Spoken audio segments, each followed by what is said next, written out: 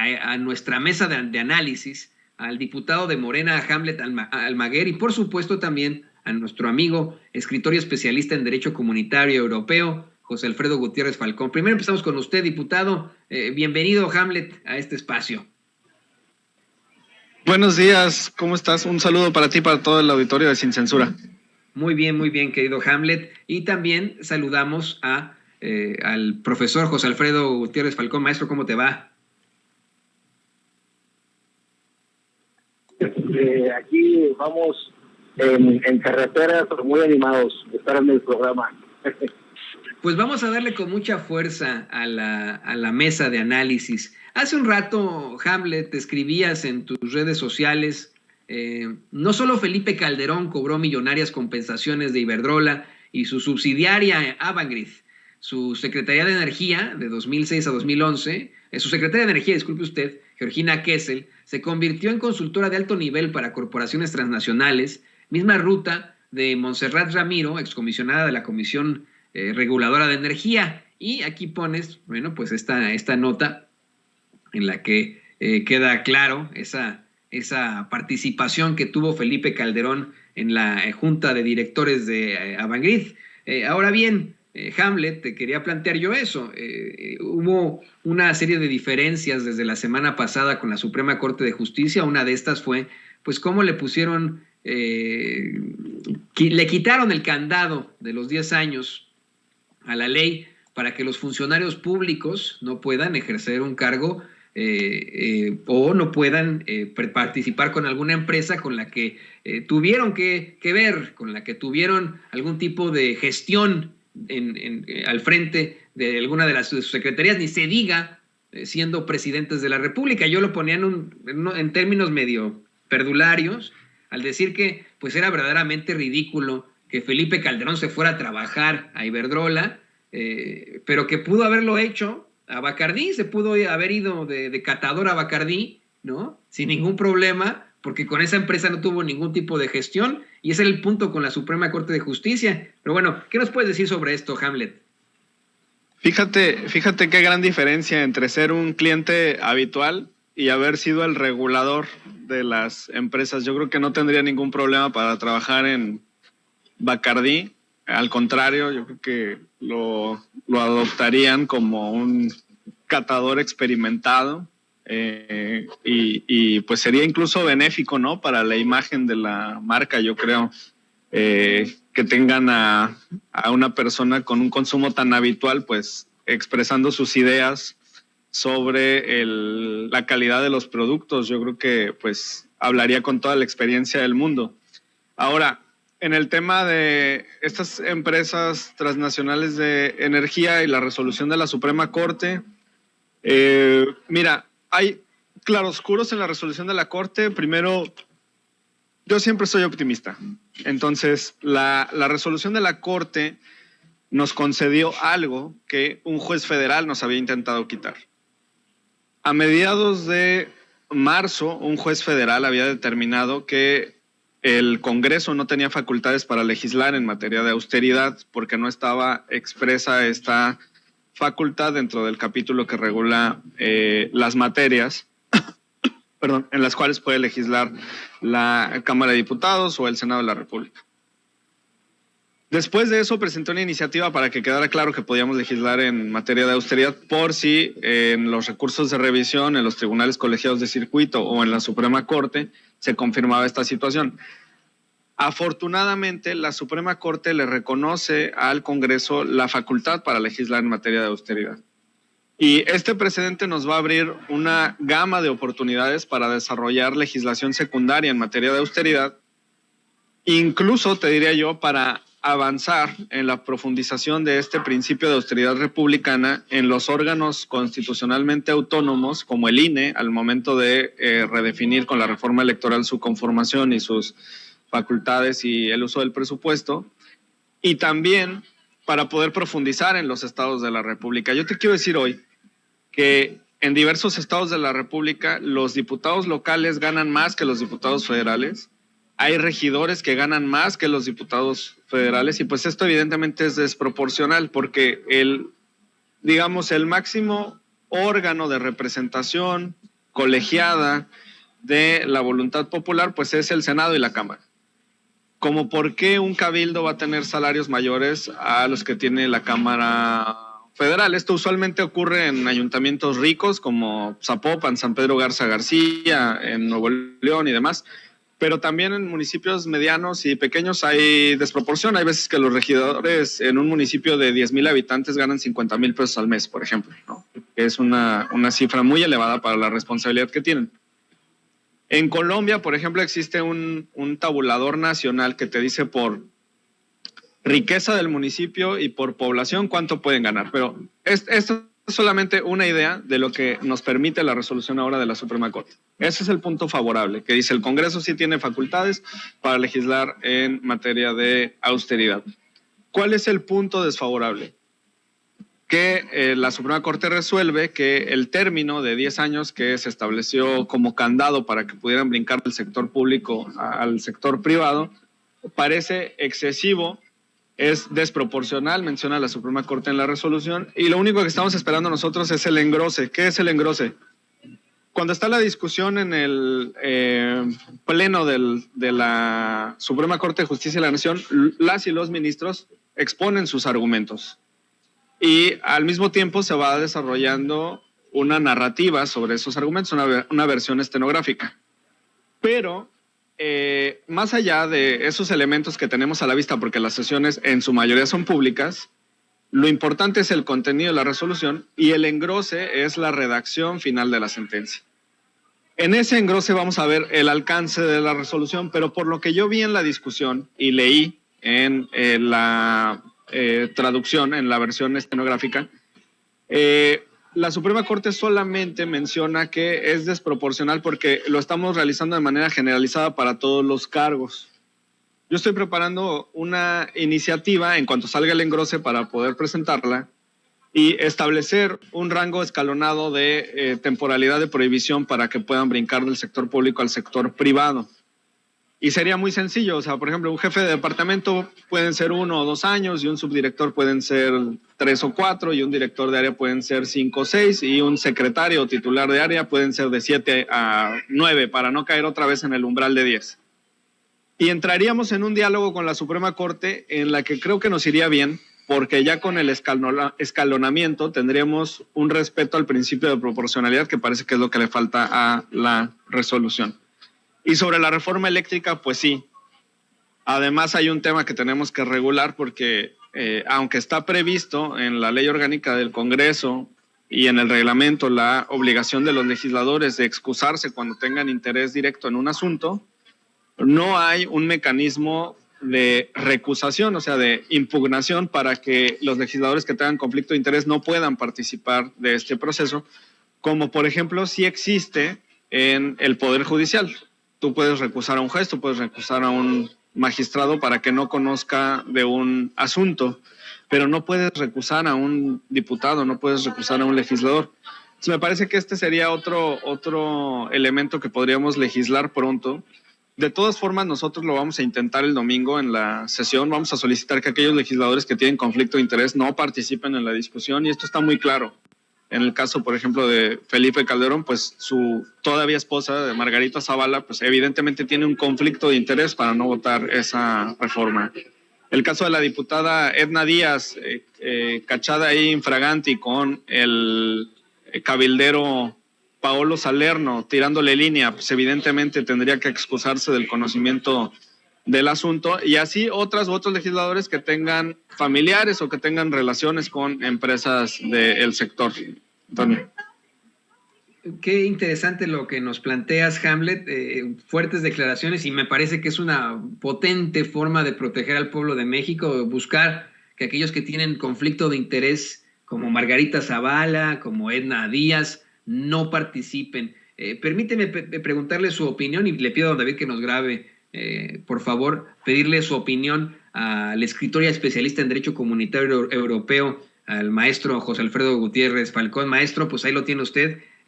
Nos enfrentamos a una votación muy importante este fin de semana, este domingo de Resurrección. Los diputados estarán definiendo el futuro de México. Es una votación histórica ante la iniciativa de reforma eléctrica. ¿Considera ¿consideras conveniente que en efecto se tenga que bloquear a los diputados que tienen algún tipo de conflicto de interés como Margarita Zavala? Sí, definitivamente. Primero que nada, decirle a Hamlet que lo felicito, que tiene el corazón de los mexicanos en sus manos y que tiene todo el apoyo para aguantar ahí la sesión histórica y que sepa que estamos con él.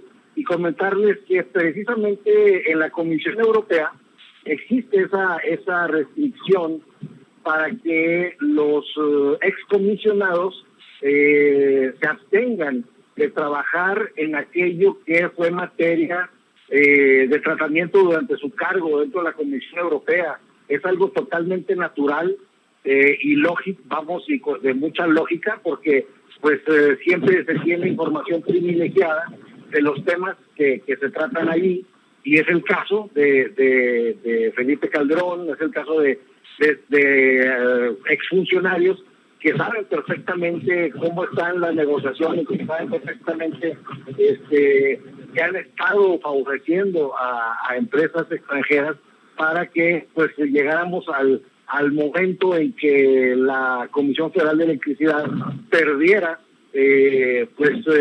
la rectoría. Entonces sí es importante hacer a un lado, que se excusen estos legisladores, porque no puede participar, porque Felipe Calderón, desde antes de que fuera candidato a la presidencia de la República, fue secretario de Energía, y desde entonces ya andaba promoviendo por ahí ¿cómo se llama? Pues a las compañías extranjeras de energía. Incluso de ellas recibió apoyo para ser candidato a la presidencia de la República.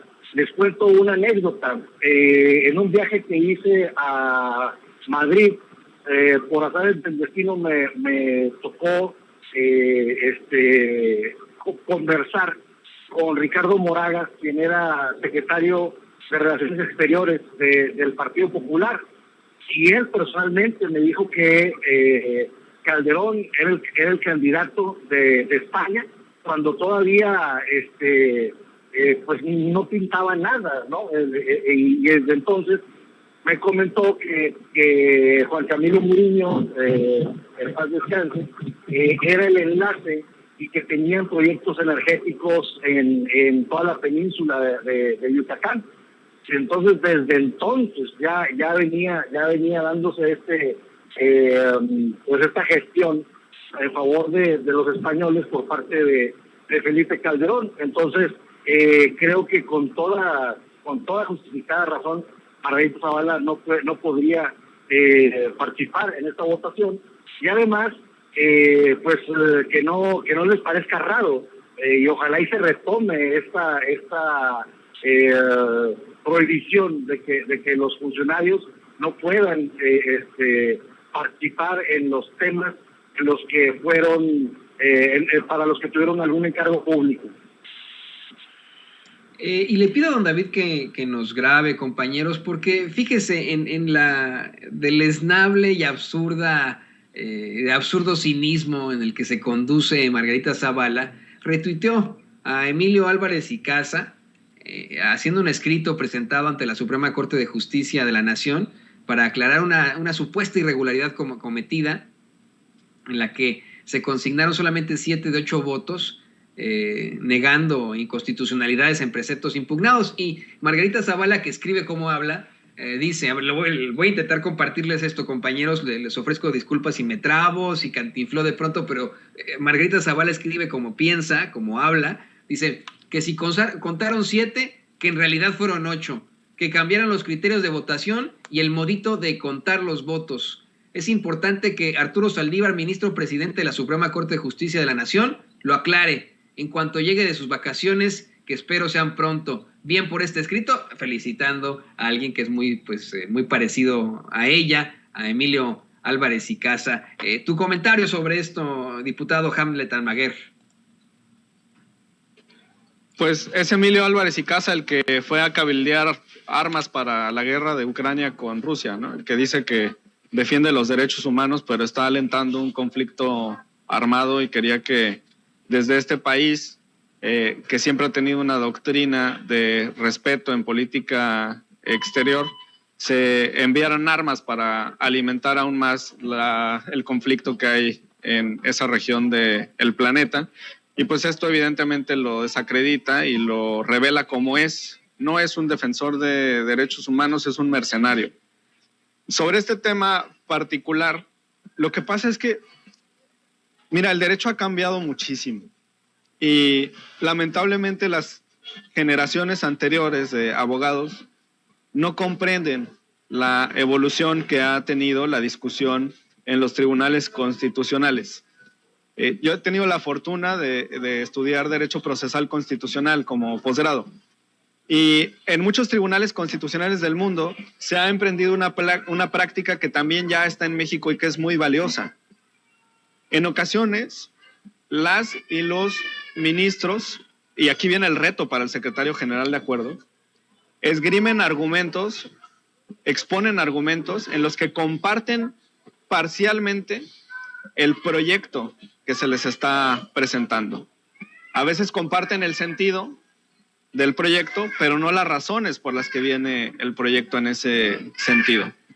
Y ha llegado a tal profundidad la discusión en los tribunales constitucionales por la manera de pensar que tiene cada juzgador constitucional, cada ministra o ministro de la Corte, que el secretario general de acuerdos, que es quien recaba la votación, tiene que estar muy atento, porque llega al detalle de que los ministros pueden exponer sus argumentos respecto de cada una de las consideraciones que tiene la sentencia. Eso es diferente al sentido de la resolución.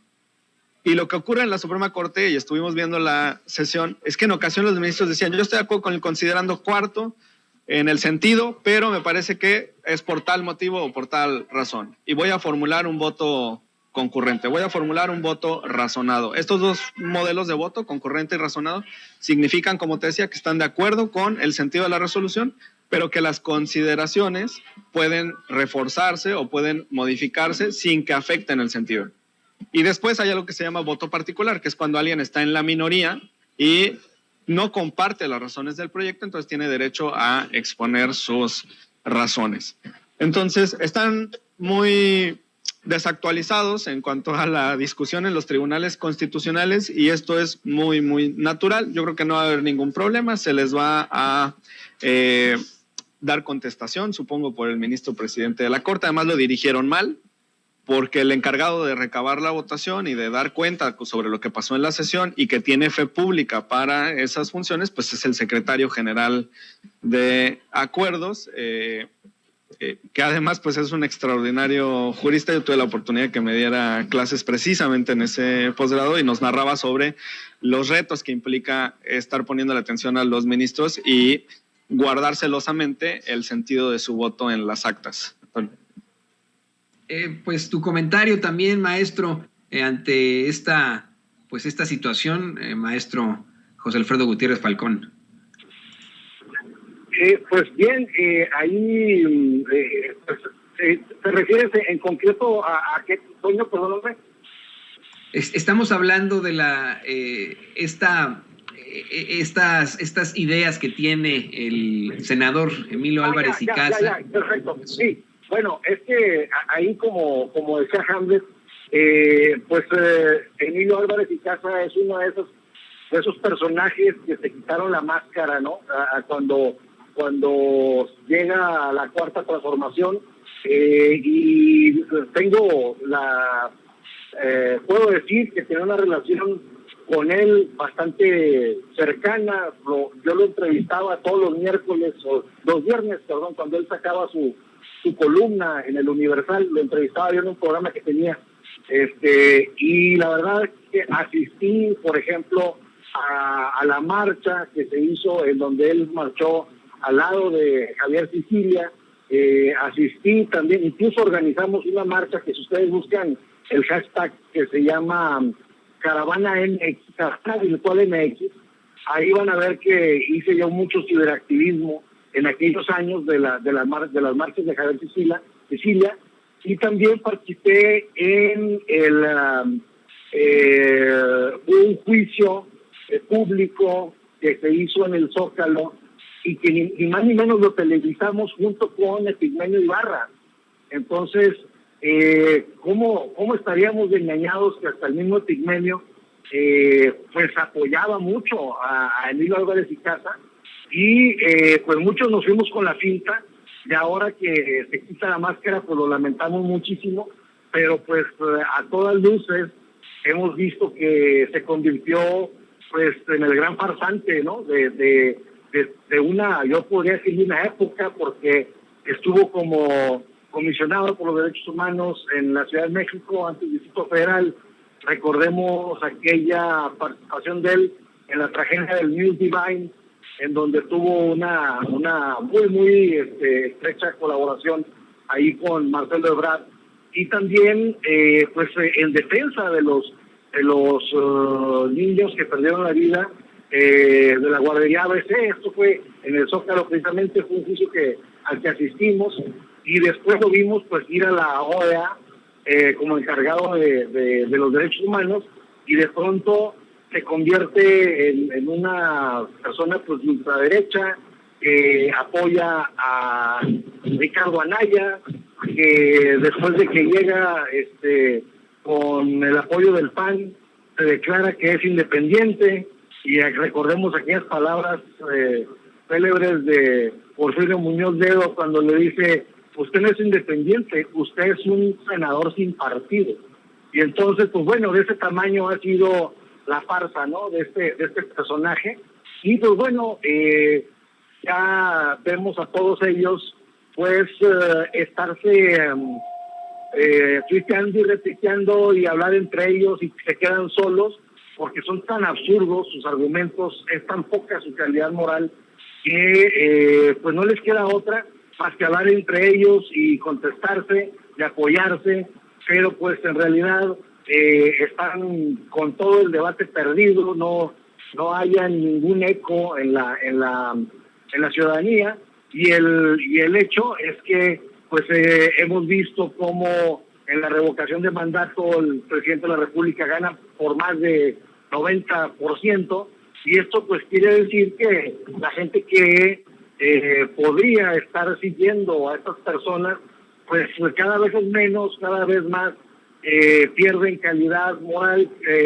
Es evidente que ha sido aplastante esta derrota, y pues creo que vista a la luz de todo el pueblo de México el comportamiento de esas personas, pues la verdad es que no, la verdad es que se comenta por los puestos, por los cargos que ellos ocupan, pero definitivamente pues no podemos darles ninguna validez. Y sé que ambos están en movimiento en estos momentos. Les ruego, por favor, que me permitan hacerles un último cuestionamiento. Verdaderamente, y le pido a don David que nos grabe, me gustaría muchísimo escuchar sus ideas ante el tuit que emitió anoche, el presidente López Obrador, en el que denuncia y exhibe al pseudointelectual Francisco Martín Moreno por decir que la gente que lo sigue son analfabetas. Y bueno, además de decir que eso no tiene nada de malo, en primer lugar, le muestra a él y a los conservadores de México una encuesta de la compañía, de la empresa demoscópica internacional, bueno, está aquí en Estados Unidos, pero es de internacional, Morning Consult, con la que se da a conocer que una vez más el presidente López Obrador se mantiene como el segundo líder del mundo, con mayor aprobación después del primer ministro de la India. Tu comentario, diputado Hamlet Almaguer. Muchas gracias. Es muy triste que un historiador, en un momento de odio o de locura, francamente de locura, se olvide de las cosas que escribió y que conoció. Porque es una persona que ha escrito sobre la guerra cristera, es una persona que ha escrito sobre la Revolución Mexicana, es una persona que tiene conocimiento de las profundas desigualdades que existen en el país, y que ahora asuma esa doctrina o teoría estúpida de quienes afirman que los pobres son pobres porque quieren, pues la verdad es que es lamentable. Porque él sabe que el sureste del país está en esa condición precisamente por una cuestión de cientos de años que ha existido en este país, de desinversión en esa zona, de desatención en esa zona y de focalización en el centro y en el norte del país. Hay un libro que se llama ¿Por qué fracasan los países? Y te expone cómo los países que están en vías de desarrollo o del tercer mundo precisamente sufren estas desigualdades por cuestiones de carácter estructural y que son muy, muy viejas. O sea, no puedes comparar nunca a Chiapas o a Oaxaca, estados naturalmente riquísimos, con un potencial enorme, con un capital humano extraordinario, con una cultura riquísima, con una gastronomía envidiable, con una bondad en el corazón del pueblo de México extraordinaria. Nunca la vas a poder comparar con las situaciones que se viven en Jalisco o en Nuevo León o en la Ciudad de México. Es mezquindad pura de parte de Moreno. Y además llegando al extremo, ¿no? Como lo ha publicado anteriormente o lo ha dicho verbalmente, de que todos los morenistas tendrían que ser colgados o fusilados, ya no me acuerdo la expresión, en el zócalo de la ciudad. O sea, de lo único que habla pues es de un odio exacerbado, es un ultraderechista de closet que en este momento sale y demuestra lo que es una persona que discrimina, una persona que considera que no somos iguales por el simple hecho de tener o no tener instrucción académica, y esto no es aceptable, es lamentable. Es lamentable porque es una situación que en nada es atribuible a las personas que lo han sufrido. Y decirles, el presidente de la República nunca ha mentido en este aspecto, siempre ha dicho que por el bien de todos, primero los pobres, y es lo que se está atendiendo en este sexenio, y aspiramos a cerrar esa brecha entre el norte y el sur del país, aspiramos a cerrar esa brecha entre los ricos y la pobreza extrema que existe en esta zona. Yo le recomiendo además que lea resoluciones de la Corte Interamericana de Derechos Humanos. Hay un tema que se llama interseccionalidad de las discriminaciones, que significa que una persona, cuando reúne dos o más desventajas sociales, pues es susceptible a tener un mayor rezago en el desarrollo de su vida en todos los aspectos. En ese sentido, pues una mujer que además es joven y además es indígena y además es pobre y además pertenece a una minoría religiosa, por ejemplo, o tiene una preferencia sexual diversa, va a sufrir mayores desventajas y adversidades que una persona que vive en estas zonas privilegiadas del país. Nunca va a poder compararlo, y pues es muy, muy lamentable lo que está expresando Martín Moreno. Qué decepción, qué tristeza, qué forma de destruir una carrera y un legado, porque entonces no cree en lo que escribe, al contrario. Ese sería mi comentario. Si te soy perfectamente honesto, diputado, al analizar la obra, entre comillas, de Francisco Martín Moreno, y ese es mi comentario, mi opinión, me parece que pues no deja de todas formas un legado. Lo he leído, lo he revisado, me parece que es uno de esos personajes que desafortunadamente nos han impuesto a los mexicanos en las esferas del poder, desde las esferas del poder en los medios de comunicación tradicionales. Y te aclaro que no solamente dijo que le gustaría que colgaran a los morenistas, se corrige a sí mismo en esa entrevista que le da a Pedro Ferriz de Con en aquel entonces, y dice, no, me gustaría que quemaran vivos a los morenistas, dice, ¿no? En el Zócalo capitalino, una situación verdaderamente lamentable.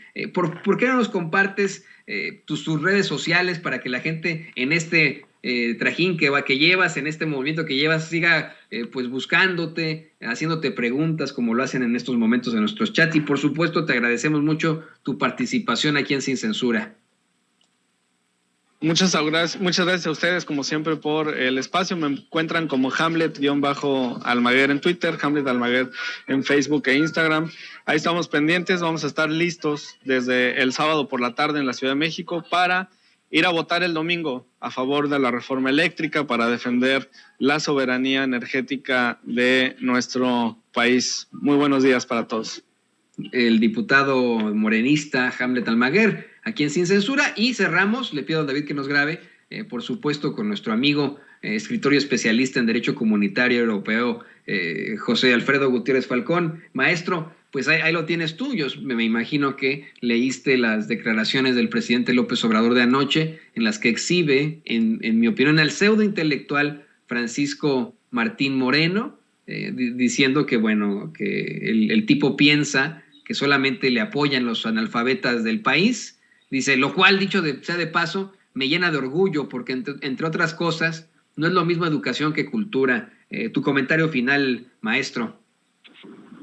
Pues decirle a esa persona de patética conducta que pues gracias a los analfabetas se logró la independencia de México, y gracias a los analfabetos se logró la revolución. Entonces ahorita estamos en la cuarta transformación nacional y no nos extraña, porque es parte de la historia de México, que gente que desgraciadamente no sabía o no sabe leer ni escribir, pues ha formado parte de nuestra historia, y nos sentimos muy orgullosos de ello. Y por otra parte, decir lo que sostiene nuestro presidente, que una cosa es la educación y otra cosa es la cultura. Y en este caso, podrá ser que no sepan leer ni escribir algunos pueblos originarios, por ejemplo, el español, pero sí saben su lengua originaria y nos sostienen con su herencia cultural. Ellos son, como dijo Evo Morales, ellos son la reserva moral del mundo, y lo tengo perfectamente comprobado. Y vamos a ver, por ejemplo, ya estamos viendo un resurgimiento impresionante de todos los pueblos originarios, desde los pueblos yaquis en Sonora hasta los pueblos originarios de Oaxaca, de Chiapas, de Guerrero, y estamos viendo cómo ellos están asumiendo mejor que nadie la democracia participativa propuesta por nuestro presidente Andrés Manuel López Obrador, y están participando en un sinnúmero de asambleas en los que ellos están decidiendo su destino. Entonces, pues a lo mejor muchos de ellos no podrán hablar o escribir el idioma castellano, pero con todas sus limitaciones están tomando el gobierno en sus manos, están tomando a la patria en sus manos, y eso te puedo decir que definitivamente no lo estamos haciendo la clase media, media alta, media baja. Definitivamente no estamos haciendo eso, y les tenemos que aprender muchísimo a los pueblos originarios, a la gente que no sabe leer ni escribir, porque a pesar de esas dificultades nos están dando un gran ejemplo también. Totalmente de acuerdo, maestro. Yo estoy convencido de eso. La cultura, la fuerte cultura que tienen en estados tan importantes de México como es Oaxaca, ya la quisiera un pseudointelectual como Francisco Martín Moreno. Te agradecemos como siempre tu participación aquí en Sin Censura. ¿Por qué no nos compartes tus redes sociales, José Alfredo, para que la gente se ponga en contacto contigo? En Twitter estoy como @Gutiérrez Falcón, y en Facebook estoy como JA Gutiérrez Falcón. He hecho muy buenos amigos ahí con el público consentidor de Sin Censura, como tú bien dices, y pues a todos estamos interactuando todos los días, y luego pues ya cerramos con broche de oro en Sin Censura, y volvemos a estar charlando entre semana en mis redes sociales, lo cual me da mucho gusto. Pues aquí con muchísimo gusto te agradecemos a ti, escritor y especialista en Derecho Comunitario Europeo, al maestro José Alfredo Gutiérrez Falcón, y por supuesto al diputado de Morena, Hamlet Almaguer, siempre tan atentos con nuestro espacio, con Sin Censura, y listos para dar sus muy atinados comentarios. Les agradecemos. Y le pido a don David que nos grabe, por favor, en estos momentos.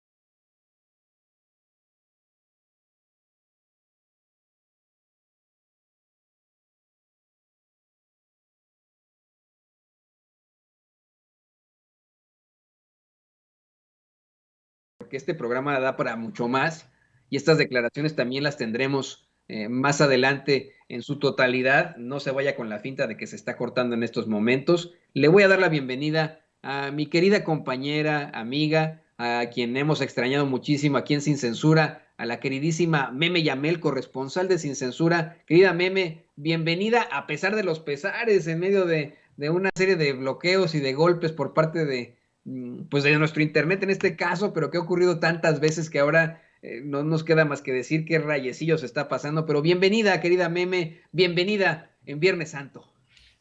Mi querido Toñito, toda la bonita audiencia de Sin Censura, de verdad muchísimas gracias. Yo sé, las complicaciones con el internet ya es algo que ha pesado y que vaya sumado a todas las travesías, diría yo, aquí del equipo de Sin Censura y del proyecto de Sin Censura, siempre sale avante. Y bueno, mi querido Toñito, aquí también estamos para empujar a la audiencia y que vengan y que nos vean y que nos escuchen pese a todas las adversidades.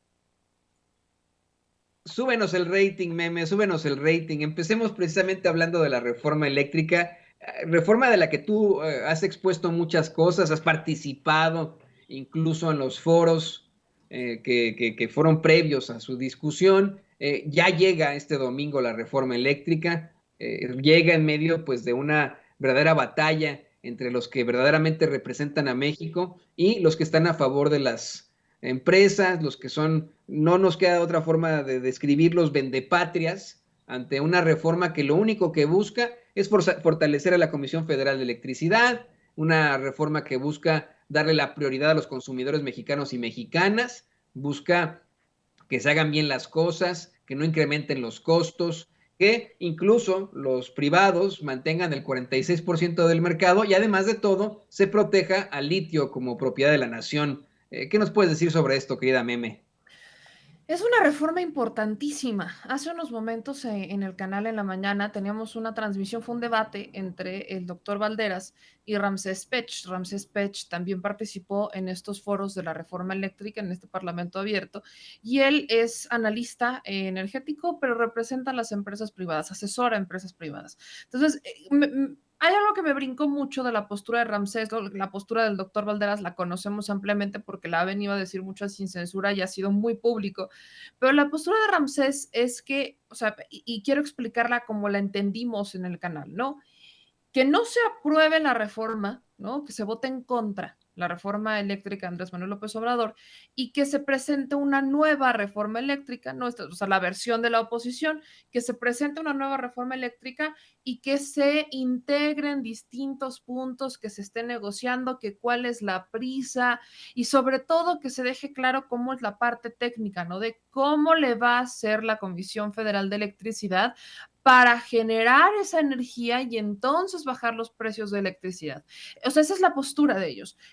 Dentro de los temas, dentro de los técnicos, ¿no? De los argumentos técnicos y demás, algo que me quedó claro es que el argumento es que cómo es que se subsidia, ¿no? Los subsidios que llegan a los ciudadanos son muy amplios, para qué casi pregunta, ¿no?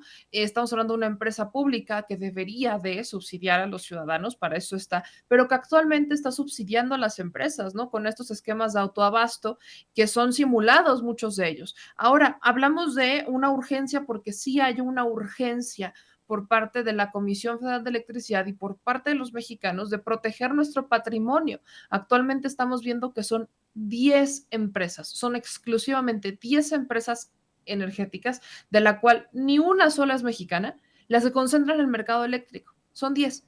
Evidentemente, con el paso de los años, han ido debilitando a la Comisión Federal de Electricidad. O sea, esto no solamente viene a raíz de la reforma energética del 2013.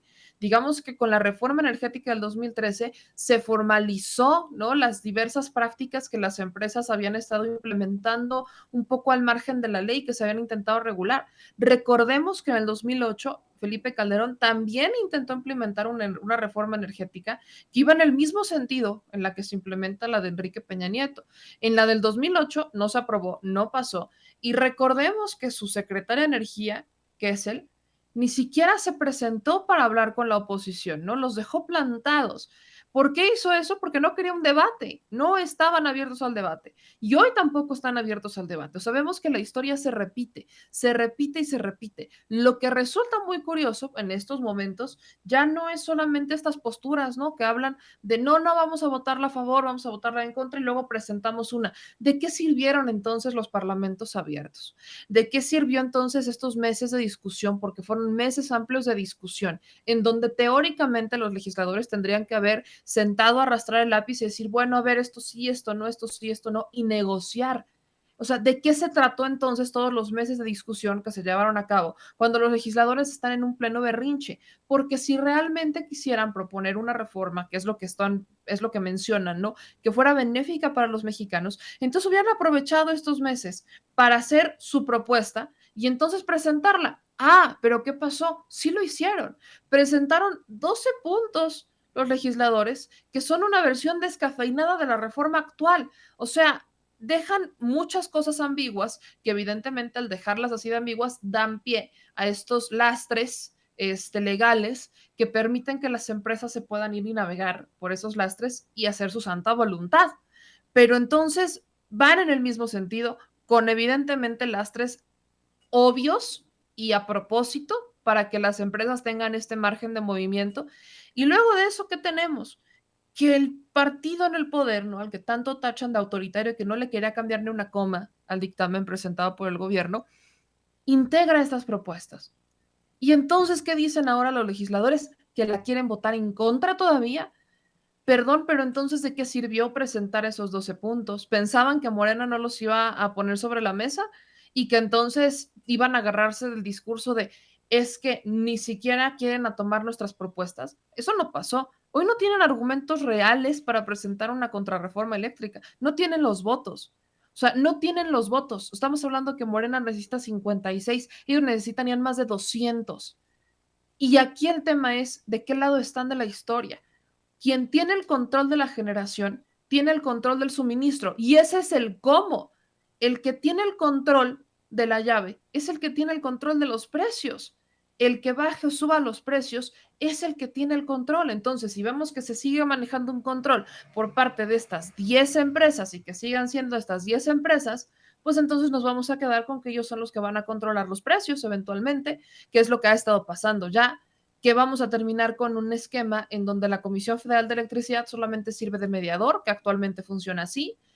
¿Qué es eso de andar subsidiando a estas empresas cuando el subsidio tendría que venir hacia los mexicanos? ¿Por qué a las empresas privadas? Me queda claro que deberían de tener, pues quizás por la generación, ¿no? Cuando van a hacer legalmente sus autoabastos, pues deberían de tener quizás ciertos beneficios, pero no privilegios. Y eso es lo que han tenido en este momento. Un beneficio por hacer las cosas bien lo debería de tener cualquier persona, física o moral. Pero aquí vemos abusos constantes. Y si algo quedó claro en el Parlamento abierto es que reconocen que hay abusos. Entonces, no hay lógica para no aprobar una reforma eléctrica. No la hay. Solamente hay berrinches y hay una oposición constante a todo lo que haga este gobierno solamente porque lo hizo este gobierno. Totalmente de acuerdo, creo que es como se ha planteado, querida Meme, más que berrinche es el interés, si soy perfectamente honesto, y la ambición política que llega al hablar de estos cabilderos, de ese dinero que se dio, por ejemplo, en la pasada reforma energética, a una ambición económica, una mera ambición económica y a destruir su futuro como legisladores en la historia. Así serán recordados como traidores a la patria. Para platicar contigo de otro tema que a mí no me quedó muy claro, pero que me parece muy interesante, de algo que tuiteaste, muy interesante, sobre la OEA, sobre el informe preliminar de la misión de visitantes extranjeros de la OEA ante la revocación del mandato. Fíjate, comenzábamos este espacio hablando de cómo es que el PRD está asegurando que hubo fraude en la revocación de mandato y que están intentando impugnar ese ejercicio democrático tan importante. Tú tuiteabas, esta vez me tocó vivirlo y no solo cuestionarlo, pese a las múltiples evidencias que le entregamos a la OEA oficial, a la Organización de Estados Americanos, videos, documentos y testimonios. Insisten en decir que la mayoría de los entrevistados dijo que el proceso era una cierta ratificación del poder. ¿Qué nos puedes decir sobre esto, querida Meme? Pues es que yo estuve ahí, yo estuve en esa reunión de la Organización de los Estados Americanos, de la OEA, porque a raíz del debate del INE, pues invitan a todos los que participaron, ¿no? Entonces invitan a Juncal Solano, invitan a mi querida Renata Turrent, a Juliana Tilano, me invitan a mí. Y en este evento, bueno, ellos fueron de forma virtual, yo fui de forma presencial, les explicamos cada uno de los puntos que observamos, no solamente sobre los dos consejeros, Ciro Murayama y Lorenzo Córdoba, no, no, no, no, nos fuimos a profundidad, al menos yo me fui a profundidad con esto, me fui a cifras, les entregué números, les dije el padrón electoral es de más de 93 millones, en el INE actualmente lo manejan de 92 porque cerraron el padrón electoral, ¿no? El listado nominal, hubo mucha gente que no apareció en el listado nominal, incluso hubo mucha gente que no se enteraba del proceso, porque el INE le informó en ese momento dije 10 millones porque era el último corte que yo había visto, pero en general el INE le informó a aproximadamente 20 millones de personas. Y eso es un esquema que yo diría a medias. ¿Por qué? Y esto es muy claro, porque justamente las impresiones, o sea, una persona cuando ve una publicación en redes sociales es una impresión, pero si la persona vuelve a ver esa misma publicación 4 veces, eso no es como que se quede una sola impresión por una persona y que si esa persona repite, vuelve a ver la publicación, ya no la cuenta. Por supuesto que no. Entonces, si una misma persona vio la publicación 30 veces, entonces te lo van a contar con 30 personas. Así es como funcionan las impresiones. Entonces, lamentablemente, el instituto presumía, ¿no? Estos 20 millones. Pero ¿qué creen? Es todavía muy consistente, porque ¿cuántas personas votaron la revocación de mandato? 17 millones de personas. 17 millones de personas votan a la revocación de mandato, ¿y a cuántas personas le informa el INE? 20 millones aproximadamente. Entonces, es congruente el que haya participado personas que se enteraron del proceso, independientemente de si se enteraron por la mañanera. O sea, hubo personas que se enteran del proceso. Y luego, ¿qué pasa con el Instituto Nacional Electoral? Presume eso, presume que haberle informado a 20 millones es un gran logro. No es un gran logro. No es como que el INE no tuviera presupuesto de comunicación, porque el INE de forma ordinaria tiene un presupuesto para comunicar. Son más de 19 millones, 19,000 millones, perdón, los que recibe el Instituto Nacional Electoral para actividades ordinarias. Efectivamente, hay procesos electorales, de los cuales el Instituto Nacional Electoral solo lleva la fiscalización de estos procesos electorales, porque lo demás lo llevan los institutos locales estatales y son 6. Entonces, vemos que el órgano electoral se dice, ay, no es que estamos muy orgullosos de que hayan salido a votar y qué padre, pero es congruente. Ahora imagínense si el instituto lo hubiera informado a más personas. ¿Qué habría pasado si el instituto lo hubiera informado a 90 millones de personas? Si su alcance hubiera sido informar a 90 millones de personas. Bueno, entonces habríamos visto algo distinto. Ahora, ¿qué otra cosa se le informó al árbitro electoral? Yo se lo dije y se los dije ahí, bueno, a la OEA, es que los micrófonos estuvieron completamente sesgados. Había dos consejeros que tenían todo el foco, completamente el foco. Y en vez de aprovechar ese foco para hablar sobre la revocación de mandato, utilizaron ese foco para victimizarse y decir, es que el presidente nos trata muy mal, es que el presidente no quiere la democracia, es que el presidente, o sea, se tardaron en eso. Cuando el tema es, a ver, tienes el foco, tienes un proceso, ¿a qué le vas a destinar una prioridad? No estás en campaña, eres un árbitro electoral. Todo eso se le dijo, se le entregaron testimonios incluso, sobre todo en mi caso, yo les mandé videos de cómo quienes están a favor del presidente, porque quienes estaban a favor del presidente estaban también a favor del proceso de revocación. Yo se lo informé, yo les entregué los testimonios grabados de la gente con preguntas simples. ¿Por qué si está a favor del presidente también está a favor del proceso? Y la gente respondía, porque es un ejercicio democrático, es un ejercicio cívico que yo requiero para quizás el futuro. Uno nunca sabe. Y pese a eso, en su informe preliminar, o sea, la OEA dice que la mayoría de los asistentes dijeron que esto era un ejercicio para mantenerse en el poder, ¿no? Como este tema de la ratificación. Eso lo dicen en el informe preliminar. Y vaya, cuando veo el argumento digo, pues sí tienen razón. ¿Y por qué tienen razón?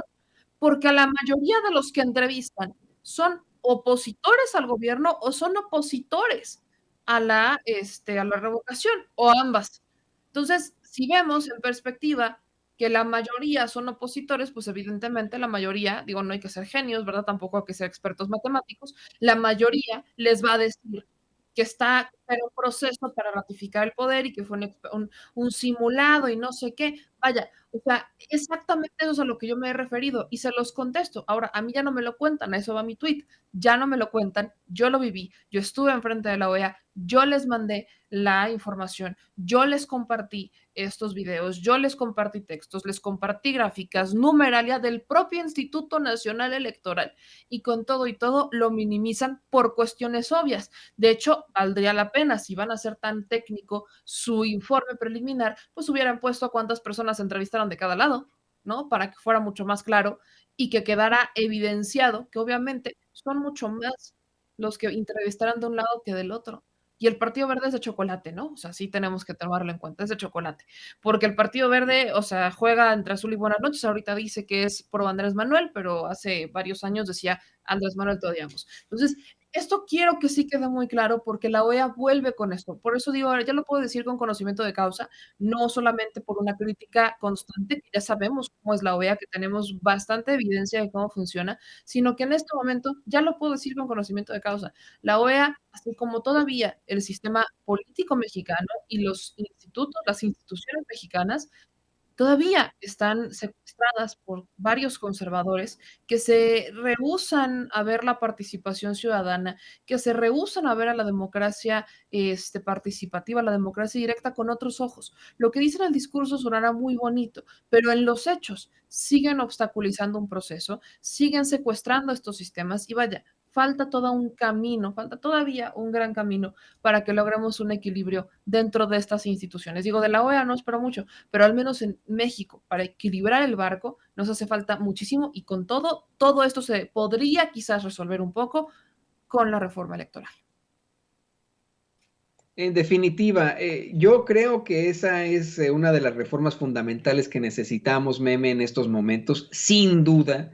Creo que tan pronto se concluya con esta discusión por reforma eléctrica, la que tiene que seguir de inmediato es la reforma electoral. A partir de esa, los mexicanos podremos, en todo caso, tener pues vamos, unas reglas del juego mucho más claras, mucho más justas, que es lo que necesitamos en todo caso. Y bueno, Meme, te quiero agradecer porque además de que tuviste comentarios muy fuertes, muy importantes aquí en Sin Censura, pues contigo se restableció la señal y ya estamos al 100. O sea que nos trajiste muy buena suerte, Meme, y ya estamos al 100 con nuestras transmisiones. ¿Por qué no nos compartes tus redes sociales para que la gente siga poniéndose en contacto contigo, vea tus programas? Ya sabes que aquí pues siempre te extrañamos aquí en Sin Censura cuando no te vemos en algún tiempo. Gracias, mi Toñito. Pues ya saben que aquí me encuentran al menos una vez a la semana, eso es un hecho. Y estén pendientes de todo lo que va a pasar estos días. Yo sí quiero aprovechar este momento, Toñito, para la gran audiencia de Sin Censura, para recordarles que estamos ante momentos históricos y que los ciudadanos tenemos que ser parte de estos procesos históricos. Ya estuvo suave de que bajo el argumento de nunca nos hacen caso, siempre es lo mismo, etcétera, etcétera, nos quedemos cruzados de brazos esperando a que solamente sean los legisladores quienes decidan, ¿no? Y ya ahí nos quedamos. Pero que algo que debemos estar presentes, en algo en lo que nosotros como ciudadanos debemos constantemente involucrarnos es con la política. Así que hagamos lo que nos toca, no solo con la reforma eléctrica, que hay diversas movilizaciones, hay algunas que se van a hacer el sábado, hay un plantón que va a iniciar un grupo el sábado a las 6 de la tarde fuera de la Cámara de Diputados y se van a quedar ahí a dormir. Y hay otro grupo, que son la mayoría, que van justamente a iniciar plantón a las 10 de la mañana allí afuera de la Cámara de Diputados. Yo ya los veo, a todos los he estado invitando para que vayan. Estaremos justamente dándole cobertura a todo esto para también que estén pendientes de lo que está haciendo Sin Censura y estén pendientes de la discusión este domingo. Domingo de resurrección o domingo de apocalipsis. Los legisladores deciden, pero los ciudadanos tenemos que ser parte. Hay distintos grupos ciudadanos que se han estado organizando de algunas entidades para venir este domingo. Ya estaba leyendo algunos comentarios en Twitter de un grupo que viene de León, Guanajuato, y que se vienen para acá, que están poniendo camiones y están organizando la colecta, ¿no? ¿Quién quiere su boleto? Pásele, llévele. Entonces, si no pueden por cualquier circunstancia, nuestros paisanos que nos ven desde Estados Unidos, también pendientes con eso, porque es importante que todos estemos, ahora sí, que con los ojos bien abiertos. Es el momento de saber quién es quién. Y bueno, a mí ya saben que me encuentran en todos mis espacios como @memeyamelca, una vez a la semana aquí, segurito estamos, y yo les mando un gran abrazo a todos este Viernes Santo, que ya veo que no se aburren porque tienen programas en vivo a esta hora, está Sin Censura, está mi Toñito, les mando un abrazo a mi querida Ceci, a mi querido David, a Vicente, le mando un abrazo gigante, y a todos los que nos ven y nos escuchan, a nuestros editores, a mi querida Yael, a Kike, a Gio, a todos, a mi querida Liz, todos, de verdad, muchas gracias por hacer que Sin Censura siempre salga adelante. Así es, muchas gracias a ti, Meme, y pues aquí estamos en contacto, nos vemos muy pronto, pasa un fin de semana fantástico, feliz Pascua y Resurrección para ti. Un abrazo, Toñito, felices días, y que tengan un bonito fin de semana también. Muchas gracias, sí. Amigos, amigas, regresamos en breve, pero mientras seguimos hablando sin pelos en la lengua, sin censura, usted puede suscribirse a nuestros 3 principales canales en YouTube. Sin Censura Media, en donde tenemos más de 1,600,000 suscriptores, Sin Censura TV, en donde tenemos más de 1 millón de suscriptores, y en Sin Censura Presenta, en donde queremos llegar muy pronto a los 100,000 suscriptores. Si usted ya está inscrito en Sin Censura Media, suscríbase en Sin Censura TV. Si ya está suscrito en Sin Censura TV y Sin Censura Media, suscríbase a Sin Censura Presenta. Recuerde que es gratis, no tiene que sacar un solo centavo de su bolsillo para apoyarnos. Dele clic en la campanita para que los señores y señoras de YouTube envíen las notificaciones cuando estemos transmitiendo en vivo y en directo o estemos subiendo videos. También nos puede seguir en Twitter en @Vicente Serrano y hasta en Instagram. Ojo, también estamos en Instagram. Son nuestras redes sociales y con el apoyo de ustedes seguimos creciendo, porque con ustedes todo, sin ustedes nada.